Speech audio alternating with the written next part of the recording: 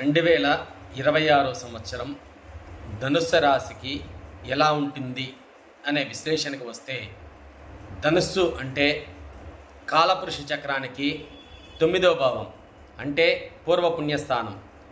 ఈ స్థానం వారికి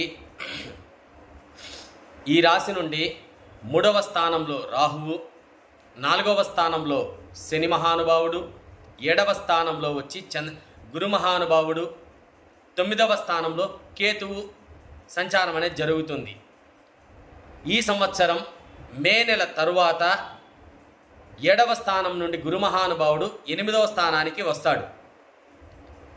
వీరు మంచి 2026 సంవత్సరం ఉన్నత స్థితికి రావడానికి ఒకే ఒక పరిహారం చేసుకుంటే వీరు ఆ సంవత్సరం అత్యంత ఆనందదాయకంగా ఉంటుంది.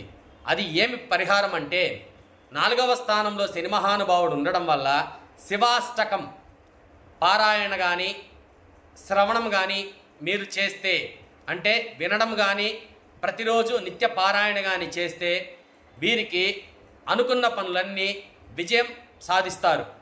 ఈ వీడియో నచ్చితే లైక్ చేయండి, షేర్ చేయండి, సబ్స్క్రైబ్ చేసుకోండి.